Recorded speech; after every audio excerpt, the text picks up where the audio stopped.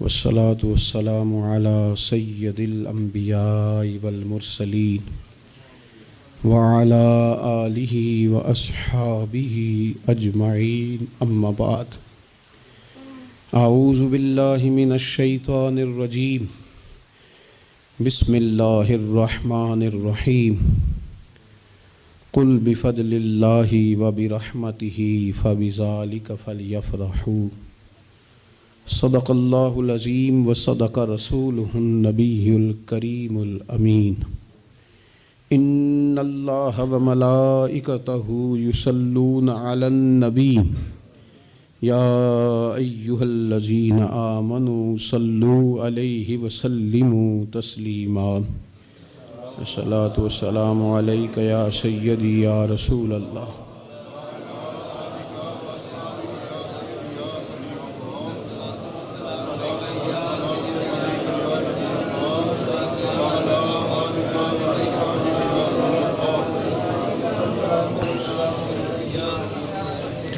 حمد و صلوات کے بعد دوستو، بزرگوں اور بھائیوں، انسان اپنی زندگی میں جیسے جیسے شب و روز طے کرتا ہے، بہت سارے مواقع زندگی میں اسے دیکھنے نصیب ہوتے ہیں۔ ہمارے ہاں کچھ تقریبات کی جاتی ہیں، خوشی کے موقع پر بھی اور غم کے موقع پر بھی۔ خوشی کی تقریبات بھی پہلے بڑی مختصر، جامع، پروقار اور وزادار ہوتی تھی۔ نکاح کا مطلب ہے دو گواہوں کی موجودگی میں ایجاب و قبول کرنا۔ مختصر سے لوگوں کے بیچ بیٹھ کے نکاح ہو جاتا تھا، مختصر سے لوگ ولیمے کی دعوت کے بعد دعائے خیر پر اپنے اپنے گھروں کو چلے جاتے تھے۔ ہندوستان میں مسلمانوں نے ہندوؤں کو دیکھا کہ وہ مہندی کی رسم کرتے ہیں، اس پر پھر اتنی زیادہ توجہ لوگوں کی بڑھ گئی کہ وہ باقاعدہ شادی کا حصہ بن گئی، باقاعدہ اس پہ بہت بڑا سرمایہ خرچ ہونے لگ گیا۔ پھر اس کے ساتھ ساتھ فی نفس ہی عورت کا ہاتھوں پہ مہندی لگانا تو ناجائز نہیں، لیکن اس میں پھر ایک باقاعدہ تقریب رکھ لینا، پھر مرد عورتوں کا اکٹھے ہونا، پھر ڈھول ڈھمکا ہونا، پھر شور شرابہ ہونا، اس کی شریعت قطعاً اجازت نہیں دیتی۔ پھر یہ ہوتا تھا کہ شادی سے قبل جب رشتہ طے ہوتا تھا تو طریقہ یہ تھا کہ لڑکی اور لڑکے کا نکاح کر دیا جاتا تھا اور مناسب وقت پر رخصتی ہو جاتی تھی۔ نبی پاک صلی اللہ تعالیٰ علیہ وسلم نے حضرت سیدہ عائشہ صدیقہ رضی اللہ تعالیٰ عنہ کے ساتھ نکاح کیا اور 3 سال کے بعد رخصتی ہوئی۔ چلیں بعد میں لوگوں نے اگر نکاح نہ کیا تو پھر کہا کہ نسبت طے کر دی ہے۔ یہ بڑا سونا، اچھا، صاف ستھرا فکرہ تھا۔ اب باقاعدہ اس نام کو منگنی کا نام دے دیا گیا اور ہم دوسروں کی چال چلتے چلتے اپنی وفاداری بھولتے جا رہے ہیں۔ دیکھا دیکھی نا لوگوں کی، دیکھا دیکھی۔ میرج ہال کا تصور صرف اتنا تھا کہ اب آبادیوں میں جگہ موجود نہیں ہے تو باقاعدہ ایسے ہال بنا لیے جائیں جن میں نکاح آسانی سے ہو جائے، لیکن اب تو مہنگے سے مہنگا ہال، اس میں پھر سہولیات، پھر اس میں آسانیاں، پھر کھانے کی بھرمار اور مختلف ڈشیں، یہ سوائے اپنے اوپر بوجھ ڈالنے کے، امیر بوجھ ڈالتے ہیں، غریبوں کو پریشان کرتے ہیں، ان کے بچے دیکھا دیکھی اس چکر میں پڑ جاتے ہیں، حالات سنگینی کا رخ اختیار کر جاتے ہیں۔ منگنی باقاعدہ میرج ہال میں ہونے لگ گئی۔ اللہ تعالیٰ معاف فرمائے تو وہاں بھی مردوں عورتوں کا اختلاط ہے باقاعدہ۔ ابھی اس کا نکاح نہیں ہوا، وہ تو غیر محرم ہے، اس کو انگوٹھی دی جاتی ہے پہنانے کے لیے، اور لڑکا لڑکی کے ہاتھ میں انگوٹھی پہنا رہا ہے۔ ناراض نہ ہونا، حاجی صاحب بھی کھڑے ہوتے ہیں، نمازی صاحب بھی کھڑے ہوتے ہیں، وہ صاحب بھی کھڑے ہوتے ہیں جو مذہبی تقریبات میں آگے آگے دکھائی دیتے ہیں، لیکن یہاں دین ہی نہیں یاد آ رہا۔ کوئی شخص کلام کرنے کو تیار ہی نہیں ہے کہ میاں یہ تو حرام ہے، حرام ہے، اشد حرام ہے۔ جب تک ان کا نکاح نہیں ہو جاتا یہ ایک دوسرے کے لیے محرم نہیں ہے، لیکن کوئی روکنے والا نہیں۔ تقریبات بڑھتی گئیں، بوجھ بڑھتا گیا، بہت بڑا سرمایہ۔ ویسے بھی مسلمان نے کوئی، اس کی تو زندگی بڑی بامقصد ہے، اس نے کوئی یہاں الجھ کے تو نہیں نہ رہ جانا. پھر اور باتیں بڑی. سالگرہ ایک پورا وتیرہ اختیار کر گئی ہے, گھروں کے اندر سرائیت کر گئی ہے. سالگرہ ایک پوری تقریب بن گئی ہے, ایک پورا خرچہ لے گئی ہے وہ. کیا مسلمان اتنے اپنے آپ کو فضول سمجھنے لگے ہیں معاذ اللہ کہ وہ فارغ ہیں جس کام میں جو مرضی ایک ماحول بناؤ, اور پھر چلتے طرح طرح کی تقریبات اور طرح طرح کے یہ فلانا جشن بہاراں آ گیا ہے, تو یہ اپریل فول آ گیا ہے, تو یہ بیماری نیو ایئر نائٹ کی آ گئی. میں نے رات بھی کہا تھا, جس قوم کی بچیاں کشمیر میں روز روتی ہوں وہ جشن منائے گی سڑکوں پہ نکل. جن لوگوں کے بھائی برما میں کاٹ دیے جاتے ہوں وہ جشن منائیں گے. او خدا کے بندو, لوگوں نے تو تنقید کر کے چپ کر گئے. تنقید کر کے دیکھو جی, عرب شریف والوں نے وہاں سینمے کھلوا دیے, تم تو تنقید کر کے چپ کر گئے نا. یہ وہ مقام کرب ہے, یہ وہ مقام خوف ہے. جب عرب کی دھرتی پہ عورتیں ناچیں گی تو مجھے بتاؤ نا امام حسین کے دل پہ کیا گزرے گی, امام حسن کو کیا اس سے اذیت پہنچے گی. آپ کو پتہ ہے سیدہ پاک کو کتنی تکلیف ہوگی, مولا کائنات کو کتنی ہوگی, عثمان غنی کو, فاروق اعظم کو, صدیق اکبر کو. تمہیں پتہ ہے یہ عرب کا ملک کسی ایک شخص کی حکومت کی جگہ نہیں ہے, یہ کسی خاندان کا نہیں ہے, کسی قبیلے کا نہیں ہے, کسی سیاستدان کا نہیں ہے.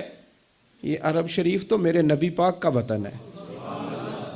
اس وطن میں جب گانے باجے ہوں گے, ڈھول ڈھمکے ہوں گے, تماشے ہوں گے, حضور کے قلب نور کو کتنی تکلیف ہوگی.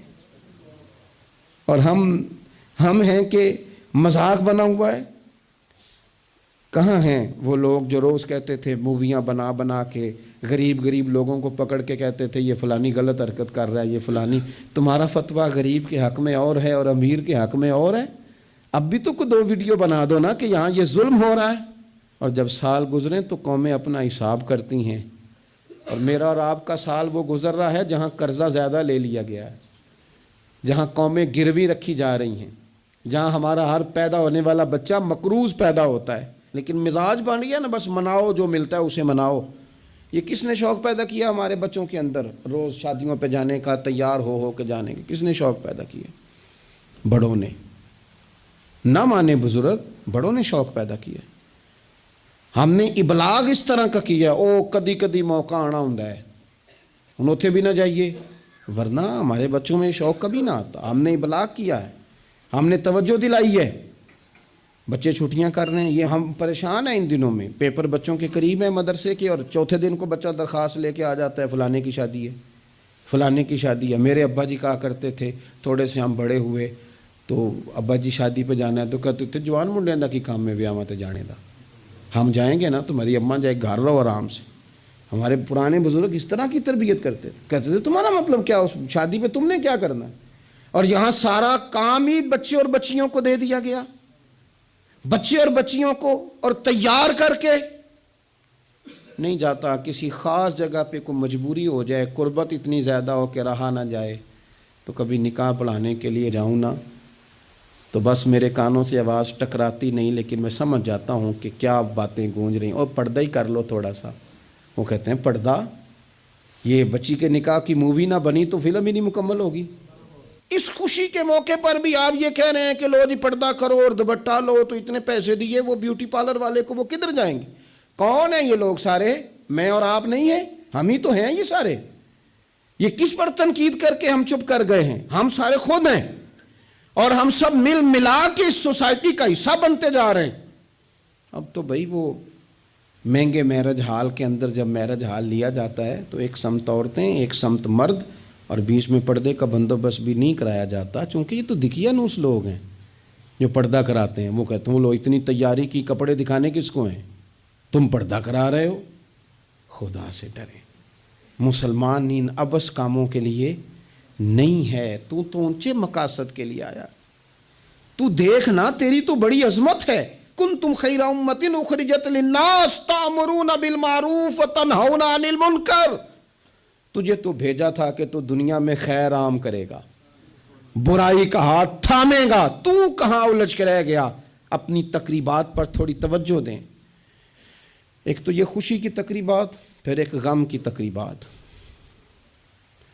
میں نے اپنے کانوں سے سنا ہے کل 10ویں کا اعلان اکٹھا کرا دیا گیا، اور یہ ٹھیک کیا جاتا ہے، ایک ہی دن میں دونوں ایصال ثواب کی تقریبات ہو جائیں۔ اس کا اصل ایصال ثواب ہے۔ ایصال ثواب کیا ہے؟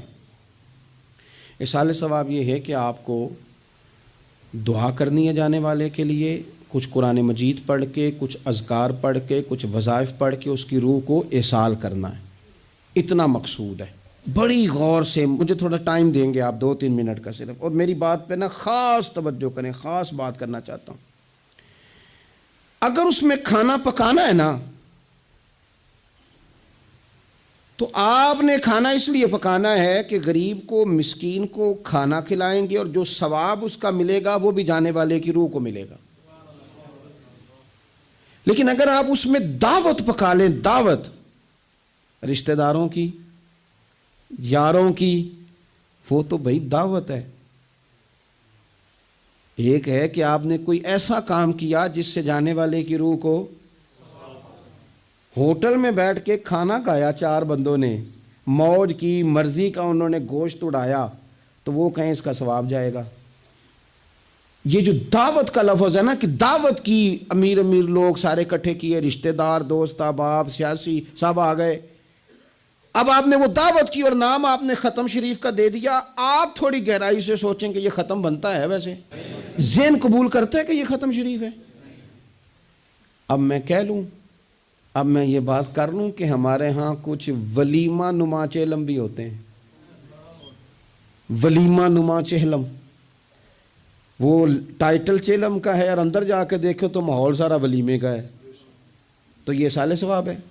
آپ بتائیں ذمہ داری سے کہ یہ ایصال ثواب ہے؟ آپ غرباء کی دعوت پکائیں گے، غریبوں مسکینوں کی، ان کی دعوتیں اعلیٰ حضرت بریلوی رحمۃ اللہ نے لکھا ہے جائز نہیں ہے دعوت کرنا اس طرح۔ ہاں آئے ہوں، کھانا کھا جائیں، فی نفس ہی رشتہ داروں کو کھانا کھلانا، دعوت کھلانا ثواب ہے، لیکن ختم کو، چہلم کو، 10ویں کو دعوت بنا لینا یہ درست؟ ویسے ان کو دیں آپ، ثواب ہے۔ لیکن ہمارے ہاں تو مطلب عجیب سا ایک ماحول ختم شریف، یعنی کل 10ویں کا اکٹھا اعلان ہو گیا، میں موجود تھا، تو کہنے لگے ویکھو ہونے پیسے لگے جے بچان۔ خدا کے بندو یوں تو نہ کرو۔ ایک ان کا والد چلا گیا، والدہ چلی گئی، کوئی عزیز چلا گیا، اور دوسرا یہ کہ آپ یہ بتائیں گھر سے روٹی نہیں ملتی، صرف ختم کی ملتی ہے۔ اتنی چھوٹی سوچ کون پیدا کرتا ہے؟ یہ تو ماحول میں ہی ایسی باتیں نہیں ہونی چاہیے۔ میں آپ کو کہہ رہا ہوں، میں مولوی صاحب ہو کے، مسجد کا خطیب ہو کے، حالانکہ چہلم پہ ڈیوٹی مولوی صاحب کی ہے، ان کو تو موقع ملنا ہے 10ویں کا بھی، چہلم کا بھی، کل کا بھی، لیکن مولوی کا بھی تو کول ہونا ہے نا، اسے بھی تو خیال کرنا چاہیے کہ جو چیزیں درست ہیں صرف اتنی درست ہیں، حد بندی سے باہر جائے تو چیز ٹھیک نہیں رہتی۔ اس لیے ان تقریبات کو بھی یقین کریں۔ کل شریف پہ ماحول دعوت کا نہ ہو۔ میں آپ کو ذمہ داری سے کہتا ہوں، کسی کا باپ فوت ہو جائے تو جتنی اچھی دعا وہ مانگ سکتا ہے، درد سے اتنی کوئی اور نہیں مانگ سکتا، لیکن وہ تو دعوت پکا رہا ہے نا، وہ تو دیگوں پہ ہے، وہ تو ٹینٹ کا سامان اکٹھا کر رہا ہے، وہ تو ترتیب لگا رہا ہے۔ اور میں ذمہ داری سے کہتا ہوں، کل سے پہلے 10ویں کے بعد، چہلم کے بعد بیٹوں کی لڑائی ہوتی ہے کہ خرچہ زیادہ آیا، تم حصہ نہیں پورا دے رہے، یہ ایصال ثواب ہے؟ تیرے ذمہ 25,000 ہے، تیرے ذمہ 30,000 ہے، یہ ایصال ثواب ہے؟ یہ غلط چیز ہے، کیونکہ آپ، ایک ماحول ہے دعوت کا، ایک ماحول ہے دعا کا، ان دونوں میں فرق ہے۔ جہاں دعا کا ماحول ہوگا نا، وہاں نہیں یہ ٹینٹوں کا چکر، روٹیوں کا چکر، یہ آنے جانے والوں کا چکر، میرج حال، وہاں نہیں، وہاں تو لوگ قرآن شریف پڑھیں گے، وہاں تو گھر والے بھی بیٹھ کے تسلی سے تسبیح کریں گے، اور پھر تسلی سے آنسوؤں سمیت رب کی بارگاہ میں دعا کریں گے۔ دعوت اور دعا کا ماحول ہی الگ الگ ہے۔ اس لیے جو ہماری تقریبات ایصال ثواب کی ہیں، اور پھر میں آپ سے عرض کروں، امیر بڑے بڑے چہلم کرتے ہیں، غریبوں کو مشکل میں ڈال دیتے ہیں، مشکل میں، پتہ نہیں بیچاروں کا بیماری پہ کتنا کو خرچ ہو گیا ہے، کہاں کہاں سے قرضہ اٹھایا ہے، کتنی تکلیف صحیح ہے۔ پھر آپ نے کل شریف پہ بھی بہت بڑا اہتمام کا کہہ دیا، پھر 10ویں پہ بھی کہہ دیا، پھر چہلم پہ بھی کہہ دیا۔ نہیں، کچھ لوگ زبان سے کہتے لیکن بڑی تکلیف میں آ جاتے ہیں۔ بڑی آزمائش، بڑی ساری دکھ بھرا معاملہ ہوتا ہے. اور میں نے دیکھا ہے، چونکہ میرا شعبہ ہے، میں نے قریب جا کے دیکھا ہے. لوگ سوال جواب کر رہے ہوتے ہیں، جناب آپ کیسے کر کے کریں، کس کو دکھ بتائیں. ایک ماں کے جانے کا دکھ، باپ کے جانے کا دکھ، بھائی کے جانے کا دکھ، اور ایک یہ والا دکھ. نہ کریں یہ کام. ہمارا دین جہاں ہمیں تکلیف نہیں دیتا، اپنے آپ کو تکلیف میں نہ ڈالیں. اصال ثواب ضرور کریں، فی نفس ہی اس کا بہت اجر و ثواب ہے، لیکن مشقت والا کام میں درد سے کہ غریبوں کا بھلا کر دو، پر ان کو جا کے مشورہ دو کہ یار مہربانی کرو، ایک ہی ختم کافی ہے. بڑا ختم کل والے دن ہو گیا، اب جائیں لوگ اپنے گھروں کو. چیلم والے دن بس ٹھیک ہے. میں تو آپ کو مشورہ دوں گا کہ آپ کسی مسجد میں گھر سے سارے لوگ چلے جائیں، مسجد کے نمازی بیٹھے ہیں، وہاں جا کے آپ کہیں جناب قاری صاحب یہ تھوڑا ختم شریف پڑھ دیں. آپ کو بہت بڑا اعلان کرانے کی بھی ضرورت نہیں، آپ ختم شریف پڑھ دیں. دیکھو نا میرے نبی پاک صلی اللہ علیہ وسلم، اللہ کرے حضور کی ادائیں نور بن کے ہمارے دلوں میں اتر جائے اور وہ نہ اندر رہ جائیں ہمارے. یہ دیکھو اصال ثواب. حضرت سیدنا سعد بن معاذ رضی اللہ تعالیٰ عنہ کا وصال ہو گیا، قربان جائے. نصیب دیکھو، حضور ان کی قبر پر کھڑے ہو گئے. قبر میری تے میرے اپیرا جے کر پاویں پھیرا. حضور قبر پہ کھڑے ہو گئے اور پھر نبی کریم نے تسبیح پڑھی، پھر تحلیل پڑھی، پھر تکبیر پڑھی، دیر تک پڑھتے رہے.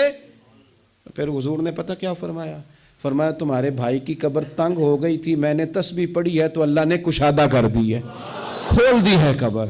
تو جاؤ نا ابا جی کی قبر پہ، پڑھو نا وہاں اللہ اکبر اللہ اکبر اللہ اکبر، پڑھو نا وہاں جا کے الحمدللہ الحمدللہ وہاں پڑھو جا کے، وہاں جا کے کہو لا الہ الا اللہ لا الہ الا اللہ لا الہ الا اللہ محمد الرسول اللہ صلی اللہ علیہ. پڑھو جا کے وہاں سورہ یاسین، پڑھو جا کے سورہ ملک، پڑھو جا کے وہاں قرآن مجید. دیکھو معاملات ٹھیک ہو جائیں گے. یہ اصال ثواب کی ترتیب بنائیں. گھر میں بھی اصال ثواب کریں تو ذرا درد سے، ذرا ذوق سے، ذرا اچھی طرح پڑھ کے، لیکن دعوتیں نہ بنائیں. کل 10ویں چیلم کو دعوتیں، یعنی مل بیٹھو، کپڑے نئے نکالو، پوری تیاری کرو اور جناب وہاں جاؤ اور جا کے کھانا کھاؤ اچھا سا خوبصورت سا، اور ساری توجہ ہی کھانے پہ. چونکہ وہ اس کو پتہ ہے کہ جس طرح شادی میں کھانا کم پڑ گیا تو عزت نہیں ہوگی، اس طرح اگر چیلم پہ کم پڑ گیا تو پھر بھی رسوائی ہوگی. تو جب کھانے پہ لگ جائیں گے تو دعا تو رہ گئی، جانے والے کا فائدہ نہ ہو سکا. دو ایک باتیں مزید اسی عنوان پر. اللہ تعالیٰ نے قرآن مجید میں یہ فرمایا کہ کل بفضل اللہ و برحمتہ فبذالک فلیفرحوا. اے محبوب علیہ السلام، آپ اپنے غلاموں سے فرما دیں کہ جب اللہ کا فضل اور اس کی رحمت ملے تو پھر خوشی منایا کریں، اظہار مسرت کریں. امام فخر الدین رازی رحمۃ اللہ علیہ نے یہاں ایک بات لکھی ہے جو بڑی خوبصورت ہے اور بڑی سمجھنے والی ہے. امام رازی رحمۃ اللہ علیہ فرماتے ہیں کہ یہ خوشی اس لیے نہیں منانی کہ انعام ملا ہے، خوشی اس لیے منانی ہے کہ رب کی طرف سے ملا ہے. خوشی اس لیے منانی ہے کہ محبوب نے دیا ہے. تو جب محبوب دے نا، وہ چند دن پہلے بڑا لطف آیا، بس ایک بات ہے بھولتی نہیں، سے ثبوت نہ منگو میتھوں نظر کرم کا دہوئی. اے میں جانا یا دل بر جانے غیر نہ جانے کوئی. یہ اس لیے خوشی منانی ہے کہ نظر کرم ہوئی ہے، اللہ نے نوازا ہے. تو اب جب اس لیے خوشی منانی ہے کہ اللہ نے دیا ہے تو پھر خوشی بھی وہی منانی ہے جس سے اللہ راضی ہو. اسی انداز میں رہنا ہے جس میں رب رسول راضی ہوں. تقریبات میں 2-3 چیزوں کا خاص خیال. ایک تو خرچ حد سے زیادہ نہیں ہونا چاہیے، اعتدال کے ساتھ خرچ کریں، فضول خرچی سے بچیں. ہماری شادیوں میں اتنا زیادہ خرچ ہوتا ہے، اتنا زیادہ خرچ ہوتا ہے، اور یہ چونکہ ہماری طبیعت ہے نا، ہم کسی نہ کسی بات میں اپنے آپ کو خود بخود ایموشنل کر لیتے ہیں. میرا پہلا منڈا ہے تو میں زور لانا ہے، سارے چاہ کرنے. پھر میرا آخری ہے تو ہن بھی میں سارے چاہ. او دیکھو جی آخری شادی ہے، او یہ آخری نہیں ہے میرے بھائی. کس نے آپ کو کہا؟ دعا کریں نا اللہ بیٹے کو بھی بیٹے دے، اللہ بیٹے کو بھی بیٹیاں دے، ان کی بھی شادیاں ہوں، تو آخری تو نہ ہوئی. کیوں مطلب آپ بلا وجہ اپنے آپ کو خود بخود ایموشنل کر کے. اور یہ اتنی کبھی طبیعت ہے بعض لوگوں کی کہ وہ کہتے ہیں وہ دکھانا ہے. آج آپ شادی کی تقریبات کو فضول خرچیوں سے بچائیں۔ قرآن مجید نے کیا کہا؟ کہا کلو وشربو ولا تسرفو، کھاؤ بھی پیو بھی، فضول خرچی نہ کرو، اعتدال میں رہ کے کرو سارا کام، لیکن میانہ روی میں، اعتدال میں۔ ایک قرضہ وہ ہے جو انسان مجبور ہو کے لیتا ہے، کوئی مجبوری آ گئی، کوئی تنگ دستی آ گئی، کوئی نقصان ہو گیا، ایسے مقروض کے ساتھ تو نبی پاک صلی اللہ تعالیٰ علیہ وسلم نے نا اظہار ہمدردی فرمایا ہے۔ ایسے مقروض کو مہلت دینے کا کہا ہے جو مجبور ہو کے قرض لیتا ہے۔ حضور صلی اللہ علیہ وسلم نے فرمایا اگر تم نے کسی شخص سے قرض لینا ہے اور وہ تنگ دست ہے تو تم اسے مہلت دو۔ تم جتنے دنوں کی اسے مہلت دو گے نا، اور جتنے پیسے تم نے لینے ہوں گے اتنے ہی پیسے روز اللہ تمہیں صدقہ کرنے کا ثواب عطا فرمائے گا۔ اظہار ہمدردی کیا، اور کریم ہے نا محبوب، لاجپال ہے نا محبوب، عطائیں کرنے والے ہیں نا محبوب۔ کون دیتا ہے دینے کو منہ چاہیے، دینے والا ہے سچا ہمارا نبی، اور مانگیں گے مانگے جائیں گے، منہ مانگی پائیں گے، سرکار میں نہ اللہ ہے نہ حاجت اگر کی ہے۔ حضور فرماتے ہیں، ابن ماجہ میں محبوب کریم علیہ السلام کا فرمان موجود ہے، محبوب فرماتے ہیں میں مومنوں کی جانوں سے بھی زیادہ قریب ہوں، اگر میرا کوئی مسلمان مومن میرا امتی فوت ہو جائے اور اس کے ذمہ قرض ہو تو مجھ سے آ کے لے لینا، میں اپنے امتی کا قرض ادا کر دوں گا۔ اور حضور سید عالم صلی اللہ تعالیٰ علیہ وسلم، میں پھر کہہ رہا ہوں، اس میں کئی روایات آپ کے سامنے رکھ سکتا ہوں۔ حضرت ابو امامہ رضی اللہ تعالیٰ عنہ انصاری صحابی ہیں، فرماتے ہیں میں بڑا پریشان تھا اور مسجد میں بیٹھا تھا۔ قرض بہت بڑی اذیت ہے، مقروض قیدی ہے، صحت ہونے کے باوجود بیمار ہے، گھر ہونے کے باوجود بے گھر ہے، ساری آسانیاں ہونے کے باوجود تکلیف میں ہے چونکہ مقروض ہے، ہر وقت کی اذیت ہے، ہر وقت کی ٹینشن ہے۔ حضرت ابو امامہ رضی اللہ عنہ فرماتے ہیں میں مسجد میں بیٹھا تھا، قربان جائیں نبی کریم علیہ السلام تشریف لائے، اور محبوب کے میٹھے اور مد بھرے جملے، کک سواد نہیں مشری اندر، اسی کھنڈاں وی چک ڈٹھیاں، انہاں ساریاں شیواں نالوں گلاں سجن دیاں مٹھیاں۔ محبوب نے فرمایا ابو امامہ کیا بات ہے یار، یہ وقت نہیں مسجد آنے کا، اور اس وقت کے اندر میں تمہیں مسجد میں دیکھ رہا ہوں، اس وقت کیوں بیٹھے ہو؟ عرض کرنے لگے حضور مجھے قرض نے پریشان کر دیا، آزمائش میں آ گیا ہوں، حضور کیا کروں؟ تو نبی کریم نے فرمایا میں تمہیں دعا سکھاتا ہوں نا۔ حضور نے دعا سکھائی، کہاں پڑھو اللہم انی اعوذ بک من الہم والحزن واعوذ بک من العجز والکسل واعوذ بک من الجبن والبخل واعوذ بک من غلبۃ الدین وقہر الرجال۔ فرمائے اس دعا کو پڑھا کرو اللہ خیر کر دے گا۔ حضرت ابو امامہ فرماتے ہیں لوگوں میں نے یہ دعا پڑھی، میرے نصیب دیکھو، پڑھی میں نے پر سیکھی میں نے ڈائریکٹ حضور سے ہے۔ میں نے یہ دعا پڑھی، اللہ نے میرے قرضے بھی دور کر دیے اور میرے غم بھی سارے دور کر دیے۔ ہمارے تو وظیفے میں اعلیٰ حضرت نے اس دعا کو شامل کر دیا، فرمایا اسے پڑھو، صبح بھی پڑھو شام بھی پڑھو، غم بھی دور ہوں گے قرضے بھی دور ہوں گے۔ اور یہ روایت سنن ابو داؤد شریف میں موجود ہے۔ عزیز بھائی، نبی پاک اظہار ہمدردی کرتے، لیکن جو بندہ جان بوجھ کے قرضہ لے، جان بوجھ کے قرضہ لینے سے مراد کیا ہے؟ شہرت کے لیے، دکھاوے کے لیے، زیادہ خرچے کرنے کے لیے، مہنگی شادی کرنے کے لیے جو بندہ قرضہ لے، اس کے بارے میں پتہ ہے رسول کریم صلی اللہ تعالیٰ علیہ وسلم نے کیا فرمایا؟ محبوب فرمانے لگے، یہ المستدرک میں موجود ہے، ذرا لفظ دیکھیے گا حدیث کے۔ حضور فرمانے لگے میں کفر اور قرض سے اللہ کی پناہ مانگتا ہوں۔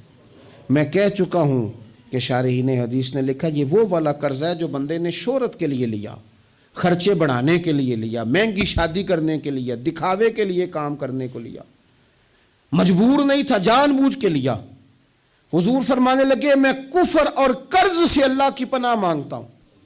تو صحابی نے عرض کی یا رسول اللہ آپ قرض اور کفر کو برابر کر رہے ہیں، ایک جگہ ذکر فرما رہے ہیں؟ تو حضور نے فرمایا ہاں میں ایک جگہ ذکر کر رہا ہوں، میں ان دونوں کا ذکر اکٹھا کر رہا ہوں، کفر اور قرض۔ اتنی بڑی بات، اعتدال میں رہیں، کم سے کم قرضے، اور یہ سارا کچھ ہو سکتا ہے، کوئی مشکل کام نہیں ہے۔ دوسری بات، ایک تو شادی میں خرچ کم سے کم کریں تقریبات میں، اور دوسری بات یہ کہ تھوڑا سا نا پردے کا اہتمام ہو۔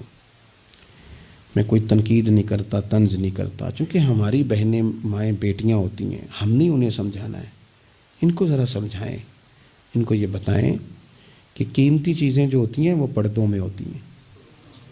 ہمارے گھر میں 20 تولے سونا پڑا ہو تو ہم نے کبھی نہیں باہر نکل کے بتایا کہ پڑا ہے، کیونکہ قیمتی ہے نا، تو پردے میں رکھا ہوا ہے، اس کی چابی کا بھی ہم خیال رکھتے ہیں کہ کہیں گم نہ ہو جائے۔ اسی طرح ہر کتاب کو غلاف نہیں چڑھتا، صرف قرآن پاک کو چڑھتا ہے۔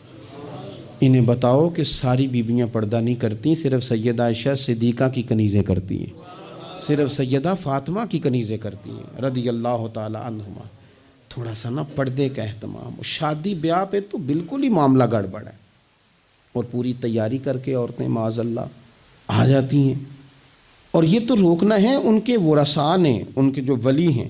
عورت نے جو بناؤ سنگار کرنا ہے وہ تو گھر میں اپنے خامد کو دکھانے کو کرنا ہے، تو وہ گھر میں کرے جب اس کو ضرورت ہو، لیکن اس طرح سے لے کر کے اس کو بیاہ میں جانا، شادی میں جانا، مہندی کی تقریب میں جانا، یہ نہ عقلاً ٹھیک ہے، نہ نقلاً ٹھیک ہے، نہ تہذیب کے طور پر ٹھیک ہے، نہ سوسائٹی میں مہذب لوگ اس طرح کا کوئی کام کرتے ہیں۔ سنو، نبی پاک صلی اللہ تعالیٰ علیہ وسلم نے ارشاد فرمایا، شرک کے بعد جو سب سے بڑا گناہ ہے وہ بدکاری ہے، بے حیائی ہے۔ اور نبی پاک علیہ السلام نے فرمایا کچھ عورتیں ایسی ہیں جو لباس پہن کے بھی ننگی ہیں۔ فرمایا یہ وہ عورتیں ہیں جنہیں اللہ تبارک و تعالی جنت کی ہوا بھی عطا نہیں کرے گا، خوشبو تک نہیں ملے گی۔ ان کو یہ سمجھائیں۔ یہ آج کل بڑا عروج ہے شادیوں کا۔ خواتین مہربانی کریں، اپنے اوپر رحم کھائیں، نہ اللہ کی نافرمانی مول لیں۔ ماؤں بہنوں بیٹیوں، پھر روتی ہو، دکھ سناتی ہو، کہتی ہو بڑی ساری آزمائش میں ہیں، تو اگر تکلیف میں ہو تو پھر تو رحمت والے کام کرو نا۔ بندہ تکلیف میں بھی ہو، دکھوں میں بھی، اور کام عذاب والے کرے تو اسے کس طرح کر کے آسانی میسر آئے گی؟ اس لیے شریعت اسلامیہ کے دائرے کے اندر وقت گزاریں۔ تیسری گزارش تقریبات کے حوالے سے، تیسری اور آخری یہ ہے کہ ہم نہ شادی ہو، بیاہ ہو، کوئی بھی معاملہ ہو، ہمارا یہ مزاج بن گیا ہے کہ ہم نہ تعلقات نبھاتے ہیں۔ دفتر کے لوگوں کو بلائیں گے، ہمارے جو بزنس کے متعلقہ لوگ ہیں ان کو دعوتیں دیں گے، جن لوگوں سے ہمیں کوئی سیاسی سماجی کام پڑ سکتا ہے انہیں بلائیں گے۔ دعوت بھی کبھی کھلائیں گے تو کوشش کریں گے اس بندے کو کھلائیں جو بندہ نا جس کی ذرا فوٹو صحیح آتی ہے، لائکس اچھے ملتے ہیں۔ اسی طرح کا معاملہ شادی میں ہم نے کر لیا ہے، صرف اپنے فائدہ دیکھ کے، نفع دیکھ کے، بلکہ اخباروں میں بعض میں خبر آتی ہے فلاں کے بیٹے کا ولیمہ سیاسی اجتماع بن گیا، غرباء کو موقع نہیں ملتا۔ ہمارے استاد صاحب بات سنایا کرتے تھے، وہ فرماتے تھے کہ ایک آدمی کو کسی نے بلا لیا شادی پہ، تو کسی گیراج میں کسی ورکشاپ پہ کام کرتا تھا، تو وہ نہ وہیں سے کپڑے نہ بدل سکا، انہی کپڑوں میں اسی طرح آلودہ تھے کام کے ساتھ۔ اس نے کہا کہ اگر میں گھر گیا تیار ہونے تو وہ لیٹ نہ ہو جاؤں، تو اسی طرح چلا گیا۔ اس کو چوکیدار نے اندر ہی نہیں جانے دیا، کہا تو کدھر آ گیا؟ اس نے بڑی کہا بھی مجھے بلایا ہے، میرا تعلق ہے۔ اس نے کہا نہیں تجھے کیسے بلا لیا؟ کیونکہ اسے پتہ تھا نا ان لوگوں کا تو اسٹیٹس ہی اور ہے، غریب آدمی ان کی دعوت میں۔ اس نے کہا جا تجھے نہیں بلایا، اندر ہی نہیں گھسنے دیا۔ اب وہ جلدی سے گاڑی بھگا کے گھر گیا، وہ کاٹن شاٹن مایا شایا تگڑے کپڑے، ویسٹ کوٹ، اچھے طرح سوٹ بوٹ پہن کے جب وہ واپس لوٹا نا تو اس نے جناب خود سے اسی چوکیدار نے خود دروازہ کھولا، اندر بھیجا۔ اب وہ جب کھانا شروع ہوا نا تو اس نے ایک ڈونگا لیا سالن کا اور اپنا کرتا پکڑ کے اس میں ڈبو دیا، پھر دوسرا کرتا ڈبو دیا۔ لوگوں نے کہا تم باولے تو نہیں ہو گئے، یہ کیا کر رہے ہو؟ اپنے کپڑے آلودہ کر رہے ہو سالن سے۔ کہنے لگا میری تو دعوت نہیں، دعوت تو کپڑوں کی ہے، اگر میری ہوتی تو مجھے تو پہلے بھی داخل ہونے دیتے، یہ تو ان کپڑوں کی دعوت ہے میاں، تو یہ چونکہ ان کی دعوت ہے تو انہیں کہہ رہا ہوں کھاؤ کھانا، میری تو ہے ہی نہیں دعوت، ان کو کھانا چاہیے۔ اس لیے کہ یہاں تو گاڑیوں کی دعوت ہے، یہاں تو کوٹھیوں کی دعوت ہے، یہاں تو دعوت اس بات کی ہے کہ بڑی بازاروں میں کون آیا ہے؟ رسول کریم صلی اللہ تعالی علیہ وسلم نے فرمایا ولیمے کے کھانوں میں بدترین کھانا، یہ صحیح بخاری ہے، فرمایا ولیمے کے کھانوں میں سے بدترین کھانا وہ ہے اس میں امیروں کو تو بلایا جائے پر غریبوں کو نہ بلایا جائے، وہ بدترین دعوت ہے۔ اس لیے بعض صوفیہ تو یہ فرماتے ہیں کہ کوشش کر کے نا بعض غریبوں کو منت کر کے لے آؤ اپنے ولیمے کی، اپنی تقریبات کی دعوتوں میں، تاکہ تمہارا کھانا اچھا کھانا تو بن جائے نا، تمہارا کھانا بہترین کھانا تو بن جائے نا، تمہارا کھانا اعزاز والا تو ہو جائے، کچھ تو غربا کو دعوت دے لو۔ لیکن ہماری تقریبات ہماری ذاتی معاملات کا حصہ بن جاتی ہیں۔ میں تو مذہبی تقریبات بھی دیکھتا ہوں، مذہبی تقریبات میں بھی ہماری پوزیشن کچھ اسی طرح کی ہے۔ میں اپنے بارے میں کئی دفعہ دوستوں کو کہہ چکا ہوں کہ دین کا خادم سمجھ کے دعوت دینا تو بڑی اچھی بات ہے، لیکن ہمیں برانڈ نہ بناؤ۔ ہمیں بعض جگہ بڑی اچھی طرح سمجھ آ جاتی ہے کہ بعض آدمی کا بات کرنے کا سٹائل کیا ہے، اور جو آدمی روز اتنی لمبی چوڑی تقریر کرتا ہے، اس کو جب آگے کوئی شخص بات سنانے کی کوشش کرتا ہے تو پتہ چلو اکثر چل جاتا ہے کہ کہاں سے بات کر رہا ہے۔ چلیں، جواب نہ دینا کئی دفعہ اخلاقی طور پر درست نہیں ہوتا۔ دینی تقریبات کو کوئی ضروری ہے کہ 600 آدمی 400 آدمی بیٹھے گا تو پھر ہماری محفل ہوگی؟ کوئی ضروری ہے؟ اس لیے تو غریب آدمی نے جلسے کو ہاتھ ڈالنا ہی چھوڑ دیا، جلسہ مہنگا ہی بڑا ہے۔ غریب آدمی نہیں یہ کام کرتا، وہ کیسے محفل کرے گا؟ وہ تو آپ ساؤنڈ والے کے پاس جائیں تو کہتا ہے دور بدل گیا ہے، اب کہاں 1500 میں ساؤنڈ لگتا ہے۔ وہ تو چونکہ ہم نے ہر چیز کو برانڈ بنا دیا، کمرشل کر دیا، ماحول اور طرح کا بنا دیا ہے۔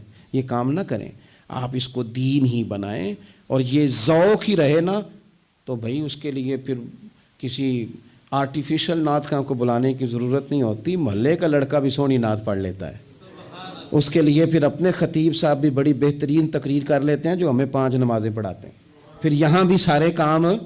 لیکن ذہن تقریبات کے لحاظ سے بن گیا ذرا بڑا اونچا سا۔